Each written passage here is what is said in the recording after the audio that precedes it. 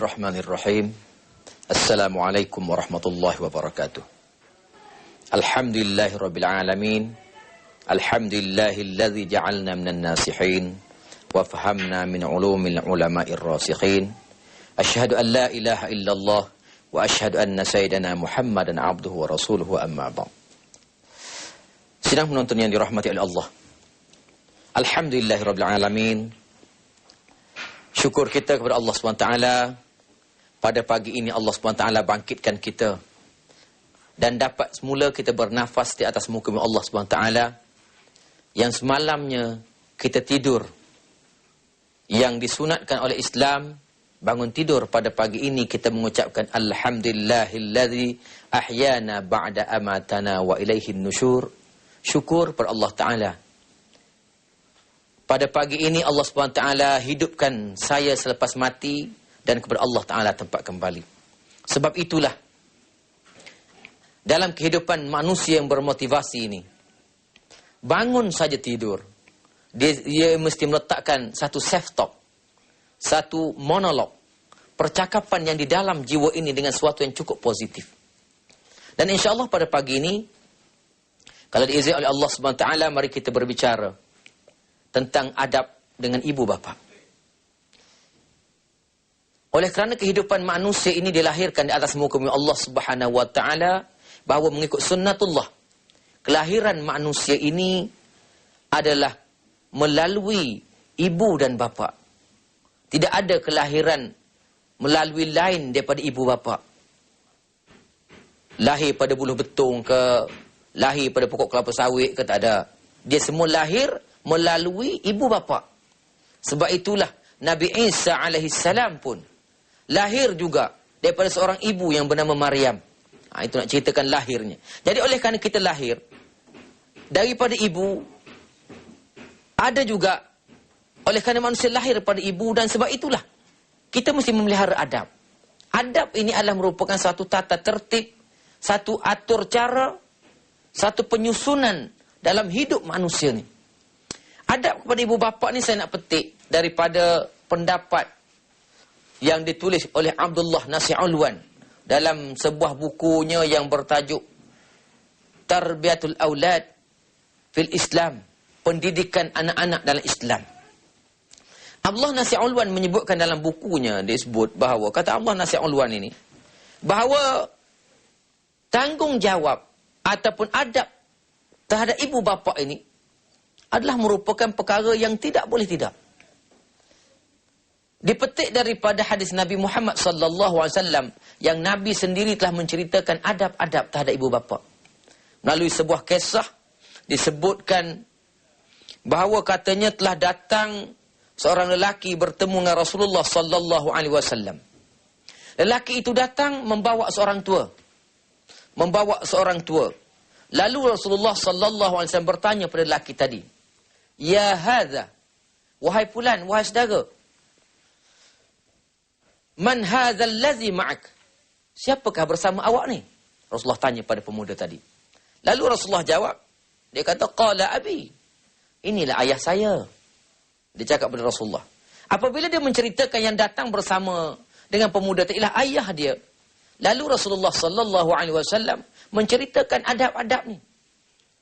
Kata Rasulullah sallallahu alaihi wasallam di antara lain bahawa adab anak pada bapa yang kita nampak hari ini, yang kita bahaskan hari ini dan kehidupan kita hari ini, adabnya kita sebut jangan cakap kasar, jangan menengking ibu bapa dan adab-adab lain. Tapi banyak rupa-rupanya adab terhadap ibu bapa. Yang pertama sekali disebut oleh Rasulullah, fala tamshi amamahu. Ini adab disebut dalam agama. Bahawa jangan anak ini berjalan di hadapan bapa dia.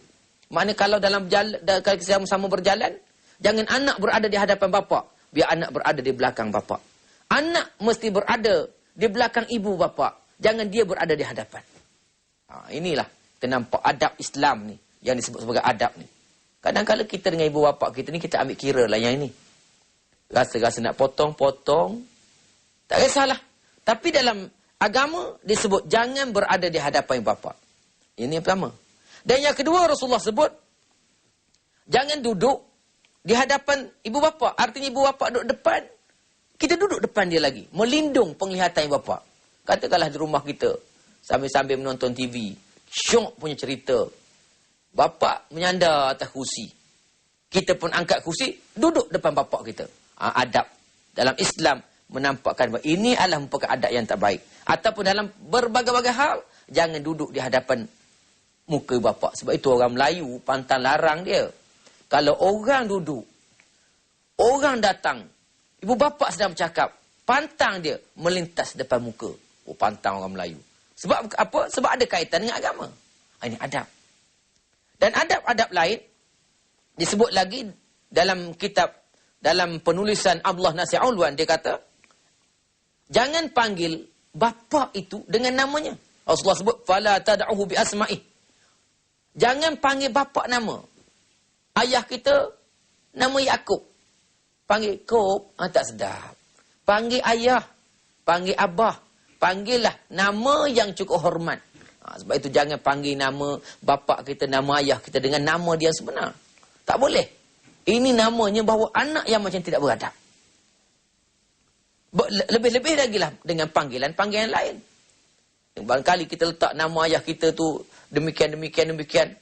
Ya, ataupun ayah kita di kampung terkenal dengan nama lain, nama yang tak baik. Kita pun sebut kepada bapa kita nama yang tak baik. Jauhlah. Ini paling teruk. Sebab itu panggil ayah, panggil dengan nama baik. Dan begitu juga disebut lagi bahawa dengan ibu bapa ini jangan membantah cakap ibu bapa. Sebab itu dalam menjaga adab-adab dengan ibu bapa ni, nak datangkan rasa kita beradab dengan dia. Kita ambil contoh, satu analogi. Kalaulah kita pergi, katakan nak temu duga. Kita nak pergi nak ditemu duga dengan satu jawatan. Apakah adab kita nak masuk untuk temu duga? Biasanya nak temu duga, sebelum masuk kita ketuk pintu. Masuk saja kita beri salam, Assalamualaikum. Kita sampai dekat penemu duga, kita duduk. Sebelum kita duduk, tunggu dia cakap, sila duduk, baru kita duduk. Dan kadang-kadang kita duduk pun duduk tak sepenuh kursi. Duduk sikit saja. Nak tunjukkan beradab. Ini dengan penemu duga. Kenapa kita buat begitu? Kerana dalam hati kita menginginkan sesuatu, nak menunjukkan nilai yang baik, nak menunjukkan kepada dia, kita ni orang yang cukup berbudi bahasa, berbudi pekerti tinggi dan bagai-bagai. Kan hasratnya untuk dapatkan kerja itu. Maka begitulah lahirnya adab pada ibu bapa. Apabila seseorang itu tidak merasakan ibu bapa dia itu hebat, apabila seorang itu merasakan ibu bapa tak penting, maka lantas dia tidak akan beradab dengan ibu bapa dia. Ikut suka saja. Ada kaitan lain. Disebut dalam hadis Rasulullah sallallahu alaihi wasallam, sebab menjadikan anak tak beradab dengan bapa ni, kata Rasulullah, wa ata'ar rajul zaujatah wa aqu ummah wa barra sadiqah wa jafa abah. Dia kata Rasulullah SAW, apabila seorang bapa dia itu takut pada isterinya, tunduk pada isterinya. Arti kata tunduk pada isteri ni, tidak berani menunjuk ajar dalam rumah tangga dia. Apa yang nak berlaku dalam rumah tangga bapa ini, dia buat tak tahu saja. Ibaratnya tidak berfungsi langsung dalam rumah tangga. Tidak berani nak menegur anak, tak berani nak menegur bapa, nak menegur isteri dia. Kalau di rumah dia semayang-semayanglah. Sedang elok je baca subhanallah, subhanallah, subhanallah, subhanallah. Melintas anak depan dia dengan pakaian yang tak senonoh. Dia pun tukar tune, alhamdulillah, alhamdulillah. Tadi molek subhanallah, subhanallah. Melintas anak tabai, alhamdulillah, alhamdulillah pula. Sebab dah habis 3 kali. Kata balik nampak itu. Tidak keluar ayat dengan mencegah, menegur. Ini kata Rasulullah SAW, kalau bapa yang macam ni, inilah anak yang tak hormat pada dia. Yang tak hormat pertama, Rasulullah kata, wa aqu ummah. Bila bapa dia tadi tidak berani memberi teguran, dia melahirkan, akan lahir anak-anaknya, anak mendurhaka pada bapa. Tak tahu ibu bapa. Wa aqu ummah. Dia mendurhaka pada ibu dia. Dia tengking ibu dia. Bukan setakat tengking ibu lah. Pernah kita baca dalam surat khabar beberapa tahun yang lalu. Anak dia penagih dadah. Hari-hari datang jumpa mak dia. Bawa pisau nak semelih mak dia. Kalau tak bagi duit, semelih. Tak bagi duit, semelih. Masya Allah. Jauhlah daripada nak beradab. Ini dia. Dan begitu juga kalau bapa yang tidak berani bertunjuk ajar pada anak dia. Wa barra sadiqah. Anak dihormatkan kawan daripada mak bapak dia lagi. Sepatutnya bukan setakat kawan. Kalau kita naik kereta, duduk di depan sebelah kita, biasanya kalau kita bawa keluarga kita, isteri kita duduk sebelah kita. Kalaulah kita rasa hormat dengan bapa kita, kena tukarlah. Waktu kita bawa mak kita, bawa ayah kita, yang duduk sebelah kita bukan isteri kita lagi. Duduk di sebelah kita, mesti bapa kita. Kalau bapa tak ada, ibu kita, isteri dan anak duduk belakang. Sebab apa? Ini adab Islam. Kita tak nak. Kadang mak kita kadang-kadang masa dulu sibuk dengan kita lagi, adik-beradik kita. Dia letak di belakang tempat duduk. Anak-anak kita 5 orang. Beriba pula atas mak kita lagi. Terpenyik mak kita di belakang. Penyik orang tua tu dah lama, dah tak main dengan budak sekali, cucu-cucu. Maka patut dia tak depan. Sebab Islam mengajar ini adab. Begitu. Dan kata Rasulullah SAW, kalaulah bapa yang macam tadi juga, bukan sekadar anak menghormati kawan, tapi wajafa abah, dan anak-anak ini pula akan lari pada bapa dia. Sudah menonton yang dirahmati oleh Allah. Sebab itulah Allah Subhanahu Wa Taala menyebutkan dalam Al-Quranul Karim, yang merupakan peringatan kepada anak-anak ini. Dalam bentuk tingkah laku dan adab mereka pada ibu bapa, Allah Subhanahu Wa Taala menyebutkan fala taqul lahumā uffin wala tanharhumā wa qul lahumā qawlan karima. Ini 3 perkara. Pertama, fala taqul lahumā uffin. Jangan sekali-kali kata Allah Subhanahu Wa Taala mengatakan uffin. Uffin ini maknanya is ataupun cis ataupun perkara-perkara dalam bentuk ayat, dalam bentuk perkataan yang boleh menyakiti ibu bapa. Wala tanharhuma, yang kedua, jangan menengking dengan suara kuat. Suara kuat artinya anak-anak bercakap dengan ibu bapa dengan suara yang cukup lunak, yang suara cukup halus. Jangan meninggikan suara lebih pada suara ibu bapa. Ini adab yang disebutkan. Wala tanharhuma, jangan menengking mereka, wa qul lahumā qawlan karima, dan cakaplah kepada ibu bapa ni dengan qawlan karima, kata-kata mulia. Kata-kata mulia ni saya nak contoh beginilah. Kadang-kala anak-anak dia bercakap dengan ibu bapa dia menggunakan kata-kata kasar. Aku, ataupun sebagainya lah. Jadi maknanya kalaulah dalam suasana begini, kata-kata kasar ini diucapkan pada ibu bapa, menunjukkan bahawa anak ini tidak beradab dengan ibu bapa. Ini 3 perkara. Pertama, jangan mengatakan is. Sebab itu kalaulah mak bapak suruh dan apa-apa sekali pun juga tidak boleh diiskan. Jangan kasar, jangan tinggi suara dan bagai-bagai, ini adab. Saya nak bawa satu kisah lah berlaku. Yang pernah berlaku. Kisah ini berlaku pada zaman Nabi Musa AS. Kisah lama. Yang mana pada zaman Nabi Musa itu satu hari diberitahu kepada Nabi Musa. Allah Ta'ala menceritakan kepada Nabi Musa. Dia katakan wahai Musa, tahukah kamu, kata Allah Subhanahu Ta'ala, ada seorang anak yang Allah Subhanahu Ta'ala pilih dia sebagai ahli syurga. Jadi Musa pun bersama dengan kawan-kawan dia inginlah pergi melihat pada seorang anak ni. Dia pergi ke satu tempat yang disebut oleh Allah Ta'ala untuk melihat mengapakah budak ini untuk dipilih oleh Allah Ta'ala masuk surga. Kalau ibarat kita hari ini dalam pengurusan sebut sebagai benchmarking. Benchmarking, nak tengok apakah yang dia buat hingga Allah Ta'ala beritahu dia ni ahli syurga. Diceritakan sampai-sampai di rumah budak tu, dia tengok tidak ada satu kelebihan. Tapi yang anehnya dikatakan bahawa anak tadi, dia bukan waktu Musa pergi dia tengah sembahyang. Bukan pergi dia tengah melakukan amal ibadah pada Allah Ta'ala, tidak. Tapi dalam riwayat mengatakan bahawa waktu Nabi Musa sampai, dia lihat bahawa kanak-kanak tadi sedang memandikan seekor binatang. Dan memandikan seekor binatang. Ada riwayat mengatakan binatang itu khinzir. Ada riwayat mengatakan. Ini zaman Nabi Musa. Sebab zaman Nabi Musa ni banyak Allah SWT jadikan. Allah Ta'ala balas begitu saja. Dengan Nabi Muhammad tak berlaku. Kemudian Nabi Musa bertanya pada dia, mengapakah awak mandikan binatang ni? Biasalah macam kita dan sebagainya. Maka budak terjawab, dia kata begini, kata dia, sebenarnya ini bukan binatang. Yang saya mandikan ini, kata dia, ialah bapa saya. Yang ni mak saya. Ini dia. Sebab itu zaman Nabi Musa ini pernah manusia ditukar menjadi binatang. Sebab itu kita tengok dalam Al-Quran Karim, ada binatang, ada manusia yang pernah ditukar menjadi kera zaman Nabi Musa ini, biasalah. Zaman kita dah tak ada lagi dah. Jadi, Nabi Musa tanya, ngapa kamu mandikan binatang ini? Dia kata, asalnya binatang ini bapa saya dan ibu saya telah bertukar. Ditukar oleh Allah SWT kerana ayah saya dulu, mak saya dulu ni engkar. Ada riwayat mengatakan kerana mak dengan ayah dia tak semayang. Allah tukarkan jadi binatang. Saya nak ringkaskan cerita ni. Oleh kerana dia dipilih untuk masuk surga Allah SWT kerana mandikan binatang. Dan asalnya mak dengan ayah dia. Saya nak ceritakan bahawa inilah peringkat ketaatan walaupun mak ayah dia dah jadi binatang. Dia tetap merasakan itu mak ayah dia. Kalau lah bawa pada hari ni silap-silap hari bulan lah. Kalau ayah kita tukar jadi ayam serama, saya rasa habis kena jual ayah kita. Itu dia. Ini contoh pernah berlaku. Sebab itu dalam Islam, adab ini kena pelihara. Ya? Pertama, tutur kata tadi yang saya sebut. Sebab itu bercakap dengan ibu bapa, pilihlah perkataan yang cukup baik. Pilihlah perkataan yang cukup elok untuk sedap didengar.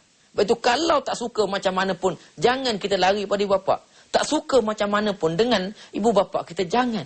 Sebabnya, mereka ini orang yang istimewa yang dipilih oleh Allah Subhanahu Wa Taala. Cara berjalan. Sebab itu dalam Al-Quran Allah Ta'ala sebut lagi, adab ini, dia kata, wahfid janahaz zulli minar rahmah. Wa qur rabbi rahamhuma kama rabbayani shaira. Maknanya, kata Allah SWT, hendaklah kamu rendahkan kepakmu. Mana di hadapan ibu bapa ni, hendaklah kita rendahkan. Rendahkan martabat kita, walaupun kita, contohnya, di pejabat kita ketua jabatan. Di mana-mana saja kita adalah merupakan ketua. Tapi di hadapan ibu bapa kita, kita bukan ketua. Kita balik ke rumah, dia pejabat kita ketua jabatan, balik ke rumah, kita bukan ketua jabatan. Kita adalah anak kepada ibu dan bapa kita. Sebab itu kena menurunkan ego kita. Balik, waktu berhadapan dengan bapa kita, ego kita turun. Ego apa? Ego sebagai seorang anak. Ego kena turunkan. Jangan, kalau di pejabat kita bos, balik di rumah kita bos. Sebab itu kita nampak pada hari ni yang cukup pelik lah. Orang-orang menggunakan ibu bapa, kita nampak. Kadang-kala suami bekerja, isteri bekerja. Anak-anak bukan dihantar pada pengasuh lain. Anak-anak dihantar pada ibu bapa. Kadang-kadang ajak mak tinggal dengan mereka di serumah. Suami, isteri pergi kerja. Anak-anak ini tinggalkan dengan ibunya di rumah. Sudah jadi terbalik. Ibu ini merupakan orang gaji kepada dia. Dulu, ibunya memelihara dia. Lepas dia memelihara cucu. Ibu bagaikan orang gaji. Kadang-kadang balik kasar pula. Balik tengok anak comot je. Mak tak mandi ke budak ni?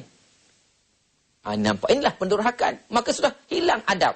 Pada ketika itulah, dalam hadis Rasulullah kata, antalidal amatu walidaha. Ketika itu, disebut sebagai satu tanda kiamat, kata Rasulullah SAW, bahawa ibu melahirkan tuannya. Artinya, anak jadi tuan. Tambah-tambah pula lagi. Siap jaga anak dia. Ujung bulan, bagilah duit. Gaji 300, 400 bulan. Mak, ni upah mak jaga anak saya. Masya Allah. Macam mana? Ini nama tidak ada adab. Sebab itulah, para penonton yang dirahmati oleh Allah Ta'ala, kita kena ambil kira benda-benda yang macam ini. Perkara-perkara ini merupakan satu cukup tinggi nilai sensitivitinya. Sensitif yang cukup tinggi, kita mesti rasakan. Apa pasal kita kena rasakan? Kerana inilah kehebatan ibu, kehebatan bapa. Dia tidak boleh dianggapkan sebagai orang gaji kita. Dia tidak boleh dianggapkan bagaikan pekerja kita. Dia berbagai-bagai, tidak boleh dianggap. Contoh di kampung begitu juga kadang-kadang. Kita ada tanah di kampung. Ada tanah di kampung. Tanah tak bertebas, berluka naik. Hantar surat dengan bapak-bapak. Tolong tebaskan tanah saya ni, nanti saya bayarlah dengan bapak. Bapak dia pula menebas tanah dia. Masya Allah. Dia bayar duit. Ini tak jadi. Sebab itu sepatutnya bukan begitu. Bukan nanti dia melakukan kerja, baru kita beri. Tidak. Oleh kerana tanggungjawab, oleh kerana adab kita dengan bapak. Inilah yang kita kena jaga. Sebab itu Allah SWT sebut, wahfid janahaz zulli minar rahmah. Yang jangan, kita kena rendahkan ego kita, turunkan ego kita. Dan yang sebaik-baiknya, Allah Ta'ala kata, tukarkan. Ego tinggi tukar, dan sebutkan, katakanlah kata Allah Ta'ala, Rabbi irhamhuma kama rabbayani shaghira. Tuhanku, berilah rahmat kedua ibu bapakku, dan bagaimana ia mendidik aku sejak kecil lagi. Rupa-rupanya bukan nak meninggikan diri kepada ibu bapa. Bukan kita nak ego tinggi pada bapa, tapi sebaliknya merendahkan diri, selalu memohon keampunan pada Allah Subhanahu Wa Taala. Inilah anak yang baik. Inilah anak yang soleh. Inilah anak yang solehah, yang setiap masa, setiap ketika memohon kepada Allah Taala, moga-moga Allah Taala ampunkan bapaknya. Sedang penonton yang dirahmati oleh Allah Subhanahu Wa Taala. Sebab itu bila kita lihat dunia akhir zaman ini, adab anak-anak pada ibu bapa makin hari makin hapus. Adab anak-anak kepada ibu bapa makin hari makin terhakis. Anak-anak sudah lagi tidak hormat pada ibu bapa. Anak-anak sudah merasakan ibu bapa itu adalah merupakan warga asing di dalam kehidupannya. Apabila dia sudah besar, dia merasakan ibu bapa itu bukan ibu mereka lagi. Malah ada di antaranya yang menganggapkan ibu bapa ini adalah merupakan orang-orang yang tertentu sahaja yang tidak perlu lebih penghormatan. Kerana apa? Kerana ia lebih terhormat. Sebab itulah, bagi anak yang soleh, inilah yang disebut bahawa kalaulah kita berlaku begini, menghilangkan adab-adab, peraturan-peraturan di rumah kita, maka sebab itu kita hidupkan balik adab ini. Latih diri kita. Dan sebab itu, dari segi pendekatan motivasinya, kalau kita nak beri apa-apa, nak tunjukkan hormat kepada ibu bapa kita, kalau kita pun sendiri ada anak, patut penghormatan itu kita lakukan di hadapan anak-anak kita, supaya anak kita tengok kita sebagai model, sebagai contoh.